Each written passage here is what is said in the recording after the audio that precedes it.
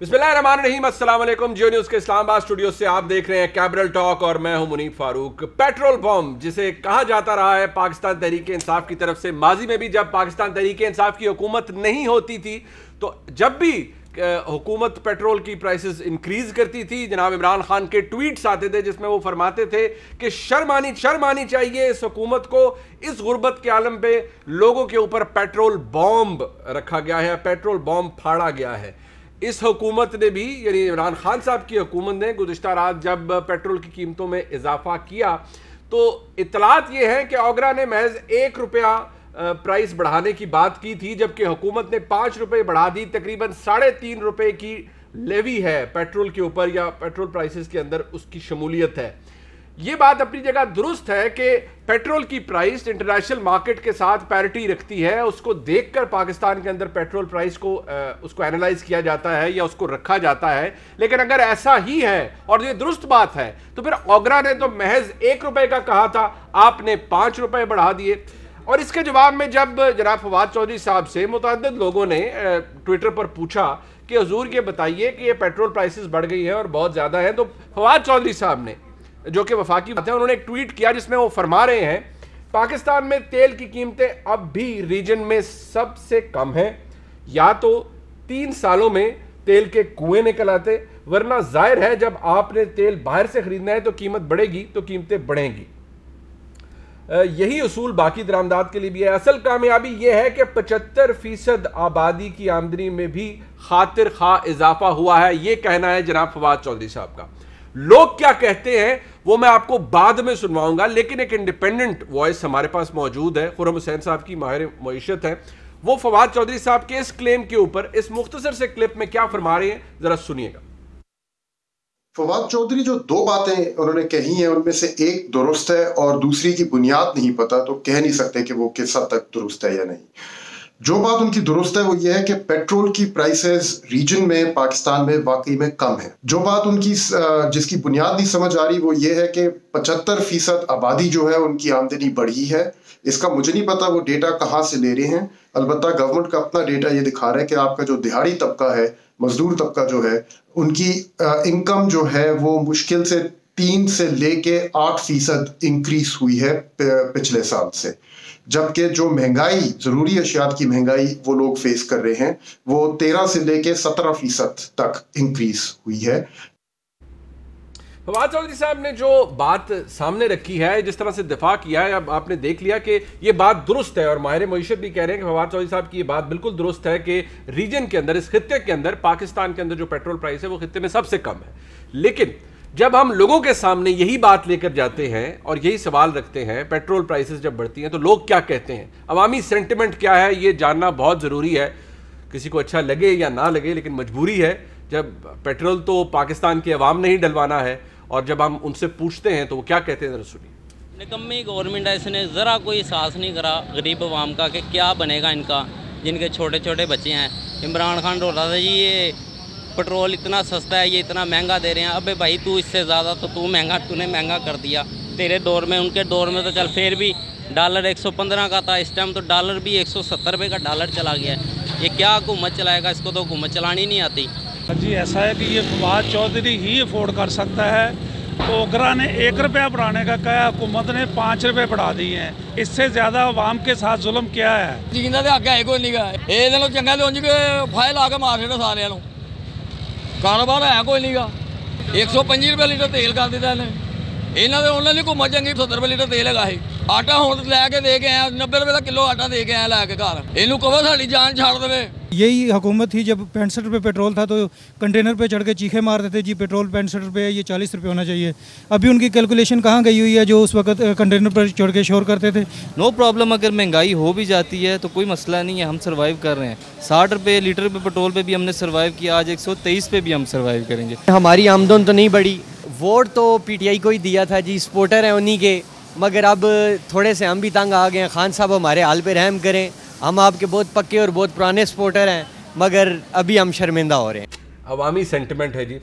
और फिर एक जिसे कहते हैं ना वो जैसे प्लेथोरा ऑफ एविडेंस होता है, इस तरह प्लेथोरा ऑफ ट्वीट्स है हमारे पास, जो कि आप देख सकते हैं, जिसमें जनाब इमरान खान माजी में मुतअद्दिद दफ़ा ये कह चुके हैं कि पेट्रोल प्राइस इतनी बढ़ गई, अवाम पे पेट्रोल बॉम्ब गिर गया, शर्म आनी चाहिए हुकूमतों को। इसका जिक्र मैं पहले भी कर चुका हूँ और ये आर्काइव्स के अंदर मौजूद है, हर कोई इसे एक्सेस भी कर सकता है। मैं अपने मेहमानों का तारुफ करवा देता हूँ। सदाकत अली अबाई साहब MNA हैं, पाकिस्तान तहरीक इंसाफ से, इलेक्टेड शख्सियत है, इसलिए अबाई साहब को हमने बुलाया है, इनका हल्का भी करीब ही है। भाई साहब आपका बहुत शुक्रिया। जनाब डॉक्टर तारिक फजल चौधरी साहब मरकज़ी रहनुमा है पाकिस्तान मुस्लिम लीग नून के, बहुत शुक्रिया डॉक्टर साहब आपका भी। और आपके और हमारे हर दिल अजीज़ जनाब इरशाद भट्टी साहब किसी तारुफ के मोहताज नहीं है, अपने बेलाग तबसरे से जाने जाते हैं। भट्टी साहब आपका भी बहुत शुक्रिया, मैं खुसूसी तौर पर आपका शुक्रिया अदा आपने बड़ी मेहरबानी। मैं आखिरी जुमले पे बड़ा गौर कर रहा था कि कोई नहीं, मैं आपकी इज़्ज़त हमारे लिए बहुत ज़्यादा है। वैसे तो और भी बड़े इश्यूज़ हैं। आपने वैसे भाई साहब आपकी हुकूमत ने शायद कुछ तासुर ये दे रही है कि आप बड़े अग्रेसिव मूड में हैं, चाहे इलेक्शन कमीशन के हवाले से, उस पर भी बात कर लेते हैं बाद में, चाहे मीडिया के साथ आपकी जो ताल्लुकात हैं उसके हवाले से हो, लेकिन सबसे पहले क्योंकि ज़रा आवाम की बात हो जाए। अब भाई साहब मैं हर एक से जो इलेक्टेड लोग हैं मैं ख़ास तौर पर उनसे पूछ रहा हूँ, आपका तो हल्का भी करीब है, आप जब जाते हैं वहाँ पर भी लोग पेट्रोल डलवाते हैं जिनको फूड इन्फ्लेशन का सामना है, यही सेंटिमेंट होता होगा ना, आपका जवाब क्या होता है उन लोगों को कि भाई सब्र करो? मुनीर साहब बहुत शुक्रिया। हुकूमत की तरफ से बैठ के जिस दिन पेट्रोल की कीमत बढ़ी हो उस दिन उसके फ़ज़ाइल बयान करना एक मुश्किल काम है, और मैं आपको कहूँ कि ये बड़ी इसमें कोई फ़ायदा निकला, ऐसी कोई बात नहीं है, मुश्किल बात है और हुकूमतों पे एतराज़ होता है, हम भी एतराज़ करते रहे। हुकूमत के पास क्या वो कर सकती है, अगर आप पढ़ी लिखी बहस करेंगे तो आप ये बहस करेंगे कि क्या कहीं पे कोई जालमाना इक़दाम हो रहा है, क्या इसका कोई मुतबादल बेहतरीन मौजूद था जो हुकूमत ने नहीं किया। अगर आपने अच्छी बहस करनी है, वरना जब भी कीमत बढ़ेगी वो तो हुकूमत गलत ही करेगी। और ये भी आप समझते हैं कि कोई भी हुकूमत जब बढ़ाएगी तो उससे ये बैकलैश आएगा? वो तो आएगा, लेकिन अब जो मैं आज की हुकूमत की बात कर रहा हूँ कि क्या इसका कोई मुतबादिल था और हमने वो मुतबादिल छोड़ के अवाम पाकिस्तान के साथ, मईशत के साथ या मुल्क के साथ कोई ज्यादती की है, फिर तो मैं थोड़ा सा शर्मिंदा भी होऊंगा। आप जरा मईशत को समझते हैं, मुझे जरा इसमें बता दीजिएगा जरा, क्योंकि बहुत टेक्निकल ना जाइएगा, लोगों को कई दफ़ा हमारे अवाम को कुछ चीज़ें समझ नहीं आती। वो आपसे ये पूछ रहे हैं, और क्योंकि मैंने भी इसका जिक्र किया कि भाई ओगरा एक इदारा है, वो हुकूमत को कहता है 1 रुपये बढ़ाएं, आप 5 रुपये बढ़ाते हैं। यहाँ तो उल्टा काम होता है ना कि ओगरा ज़्यादा की समरी भेजता है, वज़ीर आज़म खुशी से ऐलान करते हैं और आपके तर्जुमान के लिए वज़ीर आज़म ने स्लैश करके आधा बढ़ाया जी, आधा बोझ डाला है। तो यहाँ पर तो उन्होंने 1 रुपया कहा था, आपने 5 रुपये बढ़ाया। अच्छा, ये कितनी कंफर्म न्यूज़ है ओगरा वाली, मुझे इसका इल्म नहीं है कि ओगरा ने ये रिकमेंड किया है। मैंने तो कल सुना था, खबरों में ही था कि widely reported, not denied by OGRA. आपने कहा है और मैंने ये ट्विटर पर मैंने भी देखा है, लेकिन कल जो खबरें चल रही थी वो ये था कि ओगरा ने 10 रुपये रिकमेंड किया।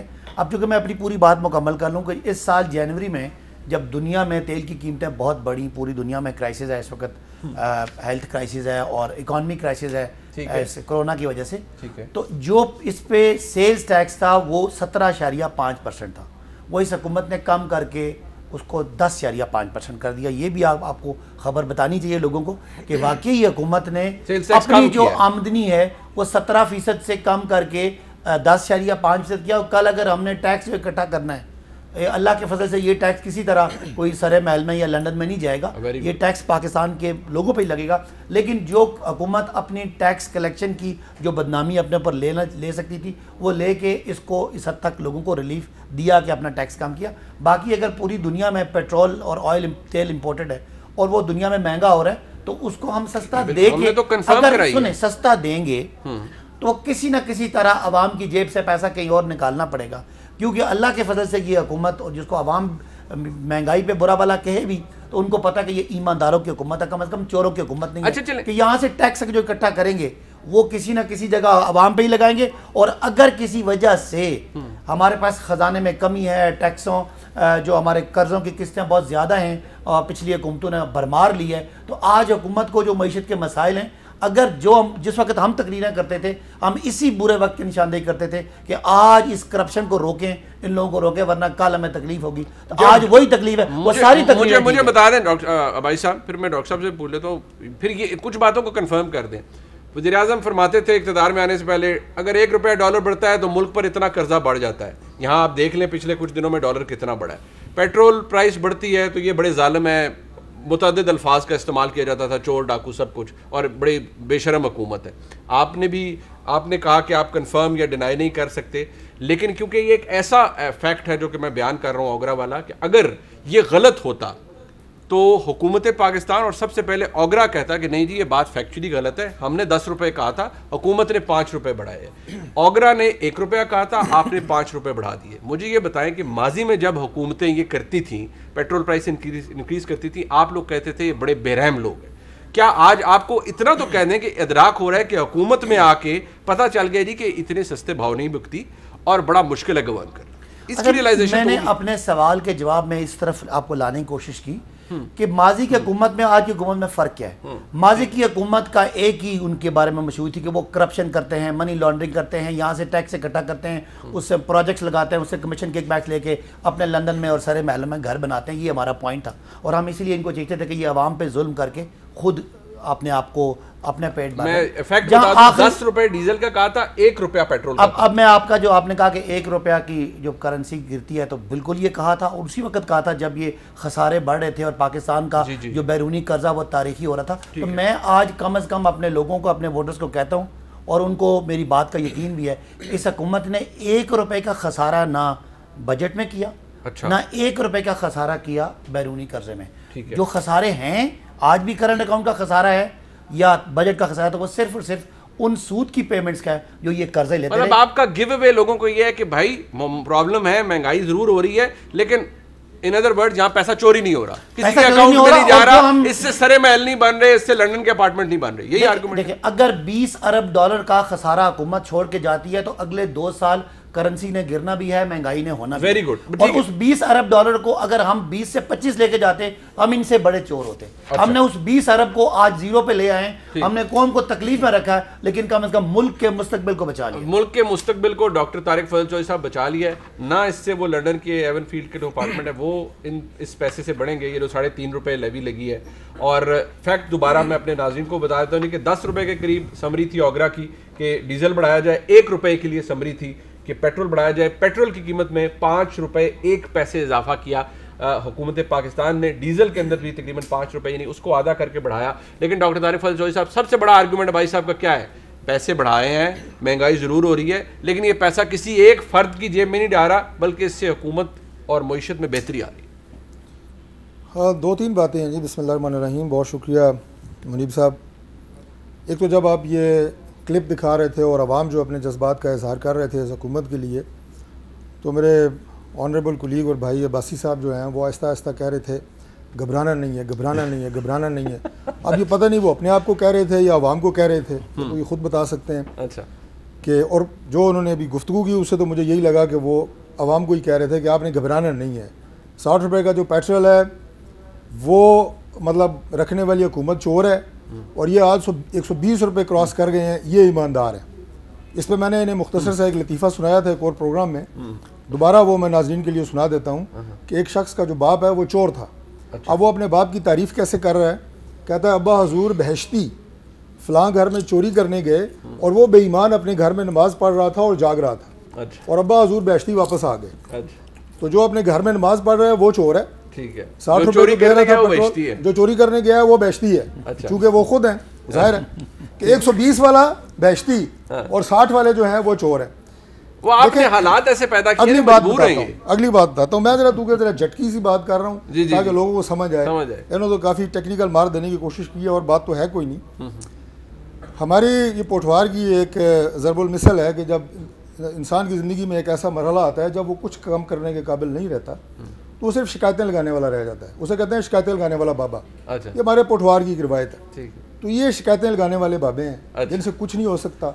और ये वो हुकूमत है जो एक होता है, मैं कभी कभी सोचता हूँ कि मैंने नालायक कहूँ या नाहल कहूँ, फिर मैंने इनके लिए एक टर्म ईजाद की है। देखिए, नालायक आदमी जो होता है ना, कभी हम भी तैयारी जब ना हो इम्तहान में जाते हैं तो थोड़ा अंदर से बेचैनी होती है कि यार मुझे चीज़ नहीं आती, मैं कैसे मतलब ये टेस्ट से या इम्तहान से पास होऊंगा। एक होता है मुतमिन नालायक।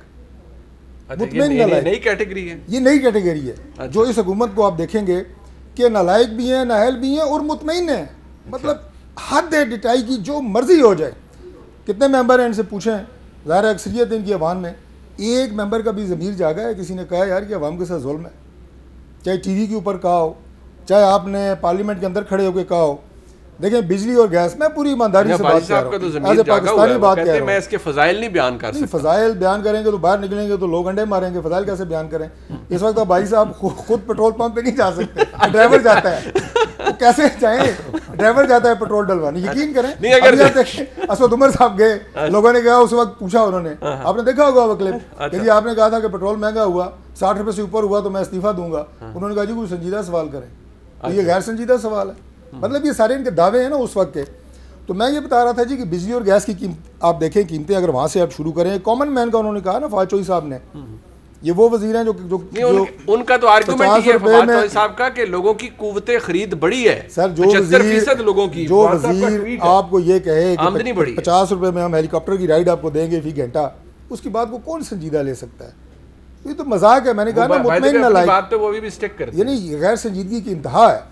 मैं आपको ये कह रहा था कि जो आदमी बिल दे रहा था 500 रुपये गैस का या बिजली का, वो 3000 से ऊपर दे रहा है। एक आम आदमी की दवाई का खर्चा, चाहे वो शुगर का मरीज़ था, दिल का मरीज़ था, ब्लड प्रेशर का मरीज़ था, महीने में गरीब आदमी अगर 3000 की 4000 की दवाई घर में ला रहा था अपने लिए या अपने वालदैन के लिए या बच्चों के लिए, वो चला गया है 12 से 13 हज़ार रुपये पे। ग्रॉसरी किचन का खर्चा जिस आदमी का महीने का 8000 रुपये, वो चला गया है कम अज़ कम जो है वो 20,000 रुपये पे। तो मुझे अब ये बताएं कि ये सारी जो कमर टूट गई है एक आम आदमी की, उसके ऊपर अगर सिर्फ ये थोड़ा सा हाथ होला, मतलब हर वो तर्जुमान जो इलेक्टेड है, जिसका आवाम से रब्ता है, वो फिर कुछ ना कुछ लिहाज करता है। अच्छा, लेकिन इनके कुछ तर्जुमान जो जिनका आवाम से रब्ता नहीं है, उनकी अब बातें सुनिए, आप सर पकड़ के बैठ जाए। पाकिस्तान में आवाम की नुमाइंदगी कर रहे हैं या किसकी नुमाइंदगी कर रहे हैं? बाजी साहब ने तो चले, इन्होंने तरीके से कोशिश की है, जारी बात है, हुकूमत को डिफेंड कर रहे हैं और अच्छी बात है। बाजी साहब ने शुरू में कह दिया कि मैं फ़ज़ाइल नहीं बयान कर सकता, लेकिन फिर भी इन्होंने फ़ज़ाइल कुछ बयान करने की कोशिश की, टेक्निकल फ़ज़ाइल। अब भट्टी साहब ज़रा आपकी क्लिप मुलाज़ा कीजिए और फिर मुझे अपने तजर्बे की रोशनी कि उस क्लिप में और आज के वक्त में बड़ा अरसा गुजर चुका है, उस वक्त जनाब इमरान खान 2019 में वज़ीर-ए-आज़म पाकिस्तान क्या फरमा रहे थे, सुनिए। मैं अभी आपको कह रहा हूं हमारे 2 महीने और मुश्किल है। मुश्किल इसलिए कि जो 10 साल पहले इस मुल्क से हुआ है, जिस तरह इस मुल्क में लूटमार हुई है, जिस तरह इसको मकरूज किया गया है, तो बुरा वक्त तो आना था। जब एक घर का बुरा वक्त आता है, एक घर पे कर्जे चढ़ जाते हैं, तो वो क्या करता है? घर 2 काम करता है ना, खर्चे कम करता है और अपनी आमदनी बढ़ाता है, और तो कोई तीसरा तरीका नहीं है। तो जब तक वो आमदनी नहीं बढ़ती तो थोड़ा मुश्किल गुजारना पड़ता है। मैं आपको यकीन दिलाता हूँ ये मुल्क इंशाल्लाह आपके सामने खड़ा होगा और मेरा ये ईमान है कि ये वो मुल्क बनेगा जो मैंने बड़ी देर से कहता रहा हूं। बाहर से लोग पाकिस्तान में नौकरियां ढूंढने आया करेंगे इंशाल्लाह। अब भट्टी साहब, बीच में कोरोना आ गया, मईशत दुनिया में नोज डाइव पे गई, पाकिस्तान भी नीचे गई, लेकिन फिर हुकूमत की तरफ से जो फिगर्स दिए गए 3.94% पे हमारी ग्रोथ गई है। सवाल यहाँ है, ग्रोथ से हर चीज़ छोड़ दें, जो डिफेंस हुकूमत का है कि एक तो ये जी कि प्राइस बढ़ी है, सब कुछ है, लेकिन इस मुल्क की हालत ऐसी थी, और ये आज चौथे साल के में भी हम हुकूमत ये कहती है कि ये हालत इतनी बुरी थी, रिकवरी में बड़ा टाइम लग रहा है हमें। लोग, आम आदमी जिनको हमने आपको दिखाया, वो ये बात समझते हैं चौथे साल में भी? देखिए, पहली बात तो मेरे दोस्त अब्बासी साहब की कि ये ईमानदारों की हुकूमत है, मुझे एतराज़ है इस पर। मैं हमेशा अपनी कम्युनिटी में, हमारी बिरादरी में मैं कहता हूँ इमरान खान ईमानदार इंसान है, कुछ करने का जज्बा भी होगा, नीयत भी साफ़ होगी, यहाँ तक ठीक है। लेकिन आज केपी में चले जाएं, पंजाब में चले जाएं, मरकज़ में आ जाएं, अक़लियत को निकाल के मुझे ईमानदार बंदा दिखा दें या ईमानदार कोई दिखा दें। सब दिहाड़ियाँ लगा रहे हैं, करप्शन के इंतहा पे पहुँची हुई है, रेट बहुत हो गए और करप्शन के हर महकमे में पैसे के बगैर काम नहीं होता। तो ईमानदारों और फिर माफियाज 12 स्कैंडल्स तो आ चुके हैं ना, मैंने यहाँ नहीं गिनवाता, 12 स्कैंडल्स आ चुके हैं। तो माफियाज बैठे हुए इस हुकूमत में सारे, तो इसलिए ये ईमानदारों की हुकूमत नहीं है। इमरान हुकूमत में बेईमानी इंतहा पर है, जो दुख की बात है। दूसरी बात कहते हैं कोई सरे महल में नहीं बन रहा, कोई लंदन फ्लैट नहीं बन रहा। मैं कह रहा हूँ ये फिर बहस उधर चली जाएगी, मैं बताता कि क्या क्या बन रहा है। हाँ, ये फिर अगले किसी प्रोग्राम में रख लेंगे बन क्या क्या रहा है। और अगर कुछ नहीं बन रहा और ये सब कुछ हो रहा है तो फिर इनसे बड़ा वो नालायकी कोई नहीं, हद हो गई। अच्छा, आ गया है, ये छोड़ दें जी। मान लिया बैन अल-अक़वामी मार्केट में पेट्रोल की कीमत बढ़ी तो हमारे यहाँ भी बढ़ गई, मान लिया कि रीजन में हम अभी भी सबसे कम हैं, मान लिया कि IMF मुआहदा हमारा हमने ऐसा किया हुआ है कि हमें ये बढ़ाना पड़ेगा और डॉलर ऊपर ले जाना पड़ेगा और सारी चीज़ें करनी पड़ेंगी, लेकिन और ये भी मान लेते हैं कि असद उमर साहब का वो कि जब भी कोई ऐसा चीज़ बढ़ती है तो बराह रास्त जिम्मेदारी वज़ीर आज़म और वज़ीर ख़जाना पर होती है। हम उनको इस जिम्मेदारी से भी बरी ज़िम्मा कर देते हैं, फारग कर देते हैं, वो मासूम है, मान लिया सब कुछ। और असद उमर साहब ने को भी मान लिया कि वो जो बयानात और वो ये जो आपके पास 12-13 ट्वीट्स या ज़्यादा पड़े हुए इमरान खान साहब के, ये भी छोड़ देते हैं। मुझे एक बात बताएं, एक सिंपल सा सवाल, पहला ये कि 2018 में जब ये हुकूमत में आए थे उस वक़्त आम पाकिस्तानी कंफर्टेबल था या आज 2021 में? एक दूसरी मुझे बताएं, बिजली गैस क्या सस्ती हुई है या कोई थोड़ा सा हुआ है? तीसरी बताएं कि गंदम बम्पर पर क्रॉप हो रही है, हम ज़री मुल्क हैं, गंदम का क्या, आटे का क्या हाल है, चीनी, सब्जियां, घी, दालें, धनिया, पुदीना। अब्बासी साहब आप जाए ना मार्केट उधर की सब्जी वाली दुकान पे, उनको क्या पुदीना या धनिया या सब्ज मिर्चें साथ मुफ्त देते हैं। फिर दूसरी भी सुनिए, LNG का आपकी बात आटे का 20 किलो जो थैला था 20 किलो का, वो डॉक्टर साहब और भाई साहब मौजूद हैं, ये मुझे करेक्ट कर सकते हैं, अगस्त 2018 में 740 रुपए का डॉक्टर साहब, आज वो 2021 अगस्त में 1150 रुपए से तजावुज कर चुके हैं। ये फर्क है फूड इन्फ्लेशन की बात। अच्छा, फिर दूसरी बात है LNG, इनकी ऑडिटर जनरल ने जो रिपोर्ट दी है उसने कहा है कि इतनी नालायकी और नाअहली, शाहजेब को छोड़ दें, वो छोड़ दें, हमारा तो हम तो बायस्ड लोग हैं ना, ऐसे कीड़े वाले लोग हैं। इनकी अपने ऑडिटर जनरल की जो नाअहली और नालायकी, एक तरफ गंदम, कोई मानने को तैयार नहीं है कि हमने नाअहली नहीं, ये ना मनवाएं, ये ना मनवाएं, ये अगर 2023 में इलेक्शन में आएंगे ना सब मानेंगे, पता चलेगा ना जब वोट निकलेंगे उस वक्त सब मानेंगे। हवा के घोड़े पे होती है, प्रॉब्लम ये होती है। अच्छा, उसके बाद गंदम बहुत ज्यादा हो गई है बाहर, गंदम है ही कोई नहीं। कंटोनमेंट के इंतखाबात के अंदर जो शिकस्त है पंजाब में खास तौर पे PTI की, मतलब बहुत फ़र्क है PMLN और PTI में, वो भाई साहब शायद कहें कि गलत सिलेक्शन है टिकट की, या लोगों ने अपना गुस्सा ये निकाला है कि भी जो महंगाई हो रही है। सर मैं इसी पे आता हूँ। अच्छा, गंदम बाहर जा रही, गंदम बाहर से आ रही, चीनी बाहर जा रही, चीनी बाहर से आ रही, रिपोर्टें धड़ाधड़ पब्लिश हो रही हैं, रिपोर्टें धड़ाधड़ हो जा रही, और हम डोंगरे बेसा रहे हैं दाद के। उसके बाद कोई रिपोर्टों में कौन है, किधर गए वो सारे मुजरम और मुलजम, किधर गए वो हमसे इत्साब घर से शुरू होगा, किधर गए कि मैं माफियाज नहीं बिठाऊंगा, छोड़ दे वो तो बात।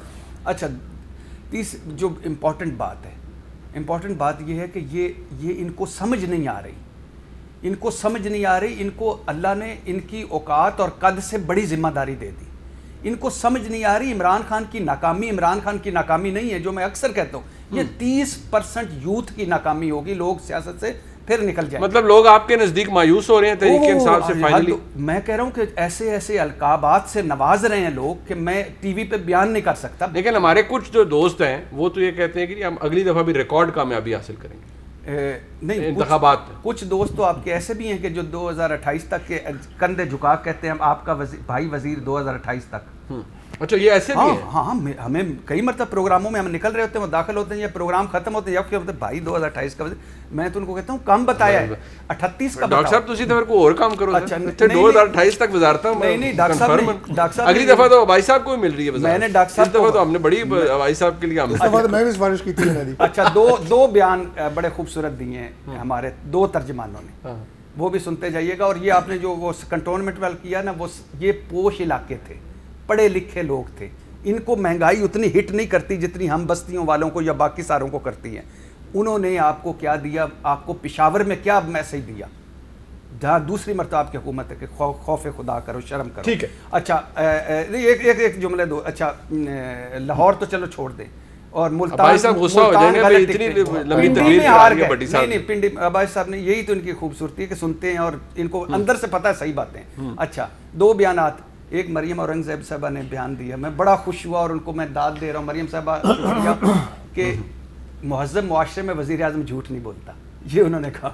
अच्छा, दूसरा शहबाज गिल साहब ने बयान बड़ा खूबसूरत दिया। अच्छा, कि वज़ीर आज़म जिस चीज़ को हाथ डालते हैं वो सोना बन जाती है, और हमारे लिए खाने पीने की चीज़ें सोना बन गई हैं। आखिरी बयान जो है वो भट्टी साहब भूल गए हैं। तो वज़ीर ने कहा कि आप ज़रा प्राइम मिनिस्टर की खूबियाँ देखें, क्या स्माइल है, नहीं वो किलर स्माइल, क्या खूबसूरत चाल है। तो आपको ये क्राइटेरिया है डॉक्टर साहब, आपका ये है, आप किलर स्माइल से भी हसद करते हैं, आप इमरान खान साहब की पर्सनैलिटी से भी हसद करते हैं, इनके मसाइल भी उनकी प्राइम मिनिस्टर की तारीफ का क्राइटेरिया क्या है भाई? Prime minister is judged by his performance, killer looks, killer smile, handsome prime minister, ये क्राइटेरिया है। सबसे बड़ी बात, तो फिर अल्लाह ही हाफ़िज़ है, मोहर सब्त कर रहे हैं कि ईमानदार वज़ीर आज़म। जो बात की था कि उनकी बिल्कुल आपके ऊपर मुश्किल था इनकी बातें उस वक्त बर्दाश्त करना, लेकिन मैंने कहा आप बिल्कुल बर्दाश्त करें, एक ब्रेक में भी बर्दाश्त कर लें। मैं ब्रेक से वापस आता हूं, मुझे पता है पैमाना लबरेज हो चुका है सदाकत भाई साहब को, और वो आवाम का नहीं, इधर भाई साहब का स्टूडियो के अंदर हो गया। एक ब्रेक के बाद भाई साहब बहुत कुछ कहना चाहते हैं ब्रेक के बाद, और भाई साहब से हम सुनेंगे, और यकीन मानिए हम भाई साहब को सुनाएंगे भी सवालात की सूरत में, एक ब्रेक के बाद।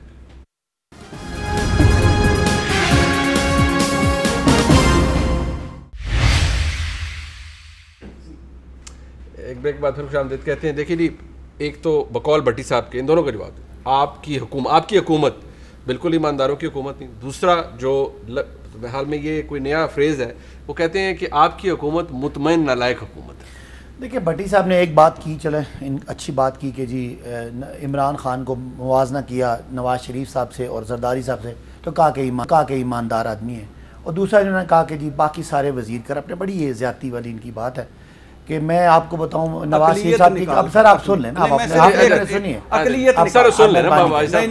मैं मुझे बता दें कि नवाज शरीफ साहब पे करप्शन के केसेस, असासों के केसेस, उनके भाई शहबाज साहब पे केसेस, अभी जो आखिरी केस है वो उनके नौकरों के अकाउंट में 2500 करोड़ रुपया उनके नौकरों के अकाउंट में आया है, जो खाली नौकरों के अकाउंट में आया।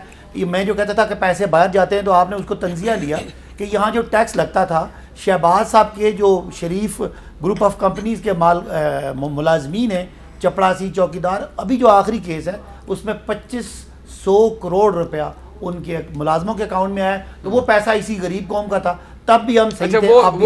वो ये पक्का पता चल गया कि वो पैसा कमीशन का था, किक बैक्स का था। मुझे आप बता दें, एक मुल्क का वजीर आला है और उसके चपरासी चौकीदारों के अकाउंट में अगर 25,000 मिलियन इस तरह कर लेते हैं, अगर आ जाते हैं, तो वो कौन सी ऐसी कमाई है जो चपरासी चौकीदार कर रहे हैं, और उसको क्या ज़रूरत है उनके नामों पैसे लाने की, ये वो जवाब देंगे। ये एक छोटी सी मिसाल है। मैं उस दौर की बात करता हूँ, मियाँ साहब पे करप्शन के दर्जन केसेस, शहबाज साहब पे केसेस, हमजा पे केसेस, शाहिद खाकान पे केसेस, मिफ्ता इस्माइल पे केसेस, राना सना पे केसेस, एहसन इकबाल पे केसेस। ये सारे वो लोग हैं जो आज पाकिस्तान के कानून के मुताबिक या करप्ट डिक्लेयर हो चुके हैं, या इन पे इनमें से 90% लोगों को अदालतें जब जमानतें देती हैं वो कहते हैं कख नहीं निकलिया, जमानतें देना आप मुझसे बेहतर समझते हैं। जमानत देने का मतलब है, मुनीब साहब आप पे चोरी का इल्जाम है, आप जेल की बजाय घर से जाके इल्जाम को डिफेंड करें। इल्जाम है, मुझे एक इल्जाम है, लेकिन अदालत ने कुछ लिखा होता है ना, नहीं अदालत जब तक क्लियर नहीं करी, अदालत की बिल्कुल ठीक है, लेकिन मैं अदालत कुछ लिखती भी है। अगर मेरे बारे में आप करप्शन का केस जाके बनाएंगे ना,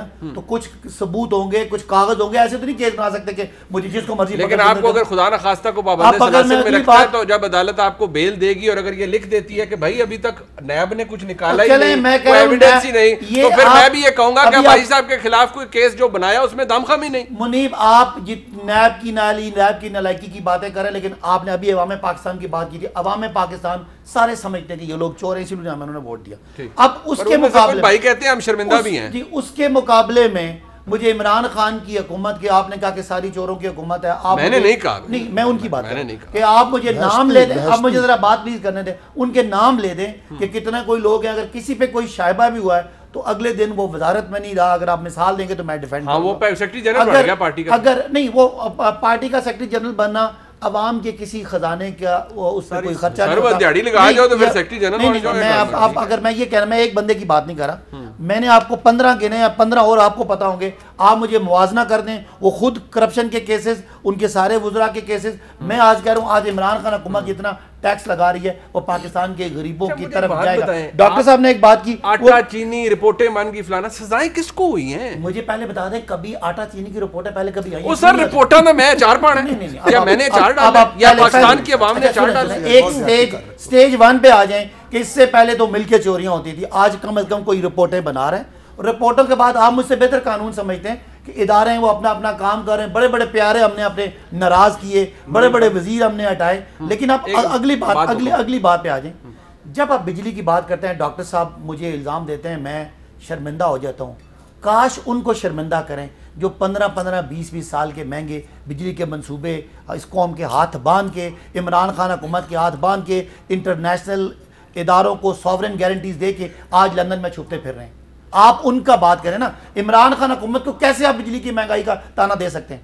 क्या कोई एक भी मंसूबा हमारी हुकूमत ने किया? जितने मंसूबे उनके साथ गारंटीज आपने दी हुई हैं, हम कैसे मुआवजा कर सकते हैं? भाई साहब मुझे एक सिर्फ ये बता दें, फिर मैं जरा डॉक्टर साहब मैं बिल्कुल आ रहा हूँ। मुझे सिर्फ इतनी बात बता दें, आपकी हुकूमत है, चले बिजली को आपने कहा ये आपके हाथ पांव बांध गए, पेट्रोल आपने कहा इंटरनेशनल प्राइस है, ठीक है, हमारे हम अच्छा कर रहे हैं और ये चोरों की खुदा न खास्ता, मतलब बड़ी साहब ने नहीं, चोरों की साबित हुकूमत है, इसमें क्यों डरते? खुदा न खास्ता नहीं, मैं नहीं, मैं आपकी मैं कह रहा हूँ ना, मेरी तरफ से आप कह देना, आप क्या आप मेरे बिहाफ पे बात नहीं, मैं आपको नहीं कह रहा, आपकी हुकूमत को नहीं कह रहा, मैं बैसियत होस्ट या किसी को नहीं कह सकता भाई चोरों की मेरे बिहाफ पे आप इनको कह देना। वो तुसी आप कह दो, मेरे मुंह पे बांध दो गल। मैं ये कह रहा हूँ कि आपकी हुकूमत के वाले से आपको हर डिफेंस है, लेकिन मुझे सिर्फ ये बता दें कि क्या पाकिस्तान के अवाम जो आपको इस वक्त देख रहे हैं, आप एक इलेक्टेड एमएनए हैं, हर चीज़ का डिफेंस आप ये देंगे कि हम बहुत ईमानदार हैं, पहले वाले बहुत बुरे थे, बकौल आपके चोर थे, सारे ऐसे तैसे थे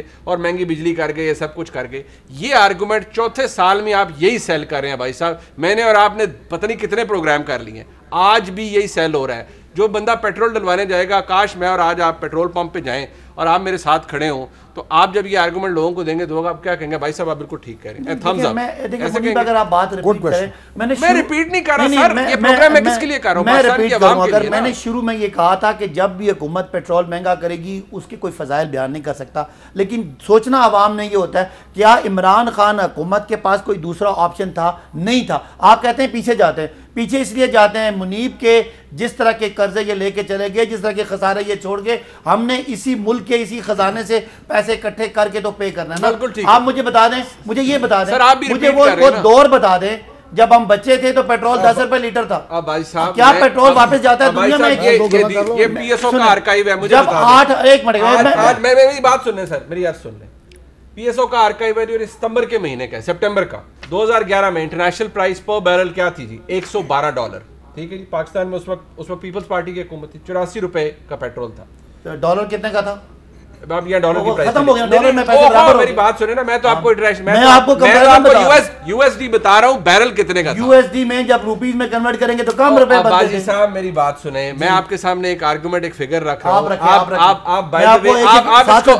आप बिल्कुल जवाब दीजिए। मुझे सिर्फ ये बता दीजिए कि माजी में ये कम से कम ये 2014-13 से लेकर 2021 तक, या कम से कम 2018 तक, चले मैं कह रहा हूँ, जब तक इनकी हुकूमत थी, जब भी पेट्रोल बढ़ता था आप ये कहते थे भाई ये ऐसे तैसे बड़े बहुत बुरे हैं कि अवाम पर पेट्रोल का बॉम्ब गिरा रहे हैं और ये बड़े बुरी हुकूमत है, बड़ी बेशरम हुकूमत है। आज अगर आपको ये कहें तो आप कहते हैं नहीं, हमारे पास कोई ऑप्शन ही नहीं है। देखें, इनको अगर पता हो कि लोग इनको पीछे हैं, ये हमारी तरह सड़क पर निकला, ये सड़क पर निकलते हैं, लोग कहते हैं पेट्रोल महंगा तुसी चोर हो, ये एक बात क्रेडिबल। अच्छा, हम क्रेडिबल थे इसलिए बात कर रहे थे। एक बात आज भी क्रेडिबल है। ये जो पेट्रोल के मिसालें दे रहे हैं ना, आपको पता है पिछले दिनों में एक दिन दुनिया का ऑयल की प्राइस 0 हो गई थी, आपको पता है?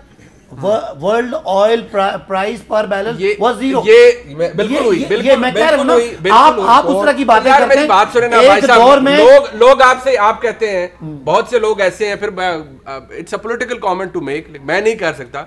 इनको लोग कहते हैं जी कि वो फलाना चोर था जी, पर वही उनको ले जी पुराना पाकिस्तान ले, वो भी लोग कहते हैं। वो बात कहते हैं ना, वो लोग हैं ना 10-15%, वो जो जिनको अभी भी मेजॉरिटी समझती है कि इस हुकूमत के पास दूसरा ऑप्शन कोई नहीं। हर चीज का प्रॉब्लम आपसे शुरू होता है, इन्होंने बर्बाद करके हमारे हवाले किया। चले एक मिनट डॉक्टर साहब जवाब दे दे यार, एक मिनट। दो बातों के ऊपर भाई साहब ने पूरी अपना आर्गूमेंट बिल्ड किया है। एक, जिससे कुछ ना हो सकता हो, शिकायतें लगाने वाले, ये वो आर्गूमेंट है जो मैंने आपको कहा था अभी कि दूसरों की शिकायतें, ठीक है जी, दूसरों की। और आपने बिल्कुल सही सवाल किया, क्या 3 साल से ज़्यादा हो गए आप शिकायतें ही लगाई जा रहे हैं, काम आपसे कुछ नहीं हो रहा।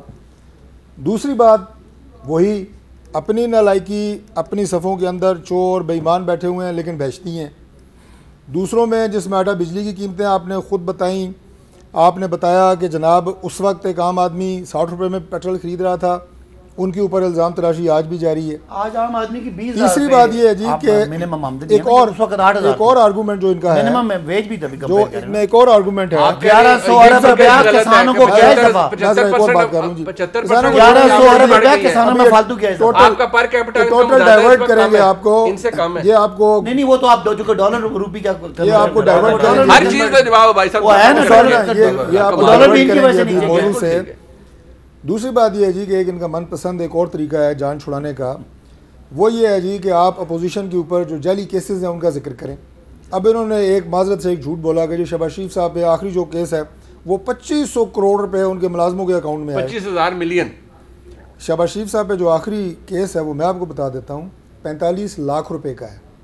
और वो केस क्या है कि ये जो पिंडी और इस्लामाबाद की मेट्रो बनी है, जो आज खुद मेरा ख्याल है 30 अरब की या 25 अरब रुपया जिसकी कीमत है, ब्यूटिफिकेशन का कॉन्ट्रैक्ट, उसमें फूल और बूटे लगाने के जो 45 लाख रुपए का ठेका था वो केस शहबाज शरीफ साहब को दायर किया गया है। ये हद है। दूसरी बात ये है कि जो भाई साहब अगर वो फैसला पढ़ें, शाहिद खाकान साहब ज़ाहिर इनके हल्के के हैं तो उन्हें शौक होता है कि हर केस में उनका नाम जरूर मैं लूँ। शाहिद खाकान और एहसन इकबाल, मरियम बीबी और उसके साथ साथ आप हमजा साहब, और आखिरी जो ये साद रफ़ीक साहब का केस सुप्रीम कोर्ट में, हाई कोर्ट और सुप्रीम कोर्ट के ऑनरेबल जज साहिबान ने इनकी ज़मानतें लेते हुए, इन केसेस पे बहस करते हुए जो फैसलों में रिमार्क्स लिखे हैं ना नैब के खिलाफ और जो सबूत आप लेके गए वो पढ़ लें, वो कहते हैं कि इल्जाम मौजूद है, फैक्ट के इल्जाम मौजूद है, ट्रायल हो रहा है कि जजेस कहने पे मजबूर हो गए हैं कि ये क्या आप लेके आ गए हमारे पास, क्यों वक्त ज़ाया कर रहे हैं आप, कि कुछ साबित नहीं कर पाए अभी तक या सबूत नहीं है, तो वो एक डैमनिंग चीज है for the prosecution, for the institution. मैं कह रहा हूं जो केसेस ये, और फिर ये सारे के सारे केसेस आज मीडिया में डिस्कस करते हैं, यहाँ पे आगे किसी ने शुरू किया 6 अरब, वो करते करते आज ये केस 2500 करोड़ पे ले गए हैं। ठीक है भाई यहाँ कौन सा आपको सबूत चाहिए, जितना मर्जी झूठ बोलो। मैं 25,000 मिलियन वाली बात पे अभी भी कायम हूँ, अगर इनको नहीं है तो मैं शाम को आपको टैग करके ट्वीट प्रोग्राम में बड़ी साहब के पास आ रहे हैं, मामला यहाँ काफी गर्म है, इस हवाले से पास आ रहे हैं।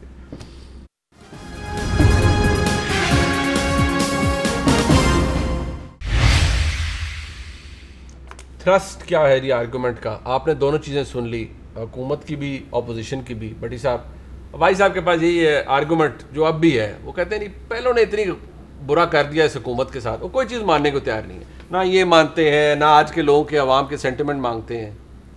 सर पहली बात तो ये है कि इमरान खान ईमानदार, ये मैं अब्बासी साहब को की तसल्ली के लिए कह चुका हूँ, आपने पहले भी, और दूसरा ये दोबारा रिपीट कर रहा हूँ क्योंकि इन्होंने कहा है ना कि मुझे बताएं कि कौन करप्शन कर रहा है हमारी कैसे। दूसरा मैंने कहा अकलियत को निकाल कर हर कोई दिहाड़ी लगा रहा है, ये आप गली मोहल्ले में चले जाएं स्टोरियां सुन लें, लेकिन वो छोड़ दें। तीसरी बात, ये नायल है, ये करप्ट थे, चोर थे, डाकू थे, नायल निकले, इसी वजह से तो अल्लाह ने आपको चांस दिया, आप आ गए इक़्तिदार में। आपने पहले साल हमें बताया, दुनिया जिन्होंने मानना था वो मान गए कि ये चोर और डाकू हैं, जिन्होंने नहीं मानना उन्होंने अब नहीं मानना, अब आपकी परफॉर्मेंस शुरू है, पहला हो गया अब आपकी परफॉर्मेंस। अच्छा मैं सदाकत भाई साहब जरा सुनिए, मोबाइल छोड़ दीजिए फिर आपको तवज्जो बड़ा तरीके से मोबाइल देखते हैं। तवज्जो से मैं इमरान खान साहब की उस बात पे नहीं जाता कि फलां ग्रुप पंजाब का सबसे बड़ा डाकू है, आज उनका इत्तेहादी है, उनको छोड़ दें, डाकू इत्तेहादी हैं वो छोड़ दें। दूसरा इस पे नहीं जाता कि कराची के एक जमात है MQM, वो बहुत भत्ताखोर है, वो भी अब नफीस लोग हैं बैठे हुए हैं, वो भी छोड़ दें। सर स्कैंडल बताएं ना, आजम सवाती, 20 बंदों के स्कैंडल है उनके मिनिस्टर के, एक का स्कैंडल बता दें। सुने आज सब शुरू हो जाइए फिर। अब आजम सवाती साहब काम कहीं और निकल जा रहे हैं, आपको आपके कोलीग्स नहीं फिर कहना है यार कि आप सुन ले। आप देखें ना, अब मैंने किसी में नहीं बोला, हालांकि मैं तो इसमें बड़ी साहब बिस्मिल्लाह वो कहते हैं स्कैंडल बता दें। नहीं वही बताने लगा। आजम सवाती साहब $1 मिलियन गाय फेम मैक्सिको और अमेरिका बैन वाल मुबैना तौर पर, दूसरा 5 GIT रिपोर्ट, अदालत ने कहा था इनको ना बिठाइएगा, वो वजीर हैं पार्लिमानी अमूर के। अच्छा जफ़र मिर्ज़ा साहब क्यों आए थे, क्यों चले गए, एक बहुत लंबा अद्वियात वाला स्कैंडल, कोई पता नहीं। अच्छा नदीम बाबर साहब का मुबैना तौर पर 25 अरब का वो कहते हैं टीका लगा के गए, उनके अपना कॉन्फ्लिक्ट ऑफ इंटरेस्ट जो इमरान खान हमें रटाते थे वो भी छोड़ दें, वो भी रहना।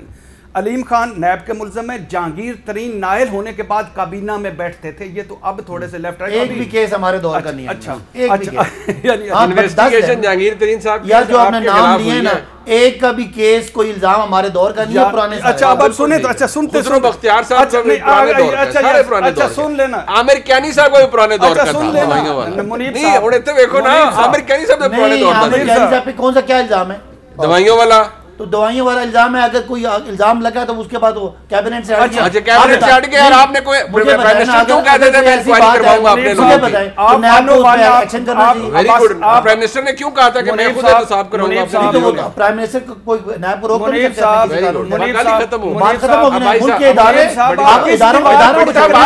आप किस दीवार को टक्कर मार रहे हैं? ये फुलादी दीवारें हैं, किसको टक्कर मार रहे हैं आप? पहले और आपने 101 किसी दिन अब्बासी साहब को बुला के कर लीजिएगा, आप फिर उनके पास चले जाते हैं। उनके पास एक अच्छा खुसरो बख्तियार साहब और चीनी स्कैंडल, ये कहाँ से आया? अच्छा छोड़ दें इसको भी, ये भी कोई नहीं। तंबाकू माफिया केपी का, अच्छा वो भी छोड़ दें। आटा गंदम वाले कौन थे? अच्छा वो भी छोड़ दें। मालूम जब नहीं रहन थे BRT वाले जो खुद माने हुए 7 अरब करप्शन में मोबाइल LNG दिहाड़ियाँ, अच्छा ये भी छोड़। Razak Dawood conflict of interest, अरे ये भी छोड़ दे, वो जो डैम का ठेका और सारा। अच्छा अद्वियात वाला वो भी छोड़ दे। पार्टी का सेक्रेटरी जनरल है, काबीना से तो निकाल दिया ना हमने। पार्टी का सेक्रेटरी जनरल, पार्टी क्या हैसियत? वज़ीर आज़म ने नहीं कहा था कि मैं खुद इंक्वायरियां करूंगा, ये एहतसाब मेरे से या मेरे वज़रा से शुरू होगा। वज़ीर आज़म ने ये नहीं कहा था, मैं और आप गलत बोलते हैं। अच्छा और इसके अलावा एक दिन बैठ जाएं, मैं और अब्बासी साहब और डॉक्टर साहब को बुला लीजिएगा। एक यानी किसी बंदे ने तरदीद की है कि कहीं किसी सूबे में 2-2 करोड़ रुपए लेके डिप्टी कमिश्नर लग रहे हैं, खाड़े का पानी पैसे पे लग रहा है, खाड़े का पानी बिक रहा है करप्शन पे, और कोई काम करवा दें। अब्बासी साहब मास्क चढ़ा के चले जाएं, FIR करवा दें, कैपिटल से निकल के FIR करवा दें पैसे दिए बगैर। पिंडी में मैं चैलेंज करता हूँ जी, आप मैं पिंडी की पुलिस मेरे मैं कहता हूँ आप मुझे एक भट्टी साहब को चैलेंज है, एक FIR मुझे पिंडी पुलिस की बता दें इन दिनों में। मैं आपके साथ जाके उस SHO को सस्पेंड ना कराया तो मैं छोटा सा वाकया सुना दूंगा। ये बातें पुरानी कर रहे हैं आप, एक भी केस नहीं है, ये सारे आमिर कैनी साहब का भी इल्जाम है ना, बाकी जो मैंने बात की सारे कोर्ट केस। बड़ी साहब खबरदार, आपने सारे कोर्ट केस भाई साहब दुरुस्त कह रहे हैं, मैं सारे कोर्ट मंजरकशी की है, जाती रिफॉर्म्स हो चुकी हैं, साहब ने गुजरा की मंजरकशी की है काबीना की कि वो लूट खसूट पे लगी हुई है। बिल्कुल ऐसा ही है कि एक मुल्क का वज़ीर आज़म था, उसके नीचे यही काबीना थी। वज़ीर आज़म ने कहा जी आजकल रात को गीदड़ों की आवाज़ें बहुत आती हैं, तो काबीना के वज़ीरों ने कहा जी इन्हें सर्दी लगती है। उसने कहा ये रकम लो, करोड़ों रुपये दिए कि यार इनका कोई बंदोबस्त करो। वो ले गए, खा पी गए। अगले दिन फिर आवाज़ें आई गीदड़ों की। उन्होंने कहा जनाब इन्हें भूख लगी है, फिर उसने करोड़ों रुपया दिया। वो फिर खा पी गए। तीसरे दिन फिर आवाज़ें आई। उसने कहा अब क्या मसला है भाई? उन्होंने कहा जी आपका शुक्रिया अदा कर रहे हैं और ये रोज़ करेंगे और रोज़ करते रहेंगे। ये आज की काबीना और वज़ीर। चले मैं भाई साहब आपका बहुत शुक्रिया। मुझे पता है आपके पास अभी कहने के लिए बहुत कुछ है, लेकिन मैं कह रहा हूँ जिसने किए ना सारी ऐसी मजाक वाली बातें, किसी जगह पे कोई सॉलिड केस है तो उस पे एक्शन ना हो तो बताएं। हमारे लोग हमारे दौर में जेल अभी भुगत क्या है, इनके तो बेचारे दो गरीब के बाल भुगत आए हैं, आप उनको तो हर जगह घुमाई आते हैं, सरकारी जहाज में बिठा के बाहर। आप ये कहेंगे जी बस फैसला आवाम को करने दें। पेट्रोल से परेशान है, अब्बासी साहब का उनको जवाब ये है कि ये हुकूमत ईमानदारों की हुकूमत है, यहाँ पैसा चोरी नहीं हो रहा, और अगर टैक्स की मद में कोई पैसा लिया जा रहा है तो वह आवाम की रफा के लिए खर्च होगा, किसी के महल नहीं बनेंगे और किसी के फ्लैट नहीं बनेंगे।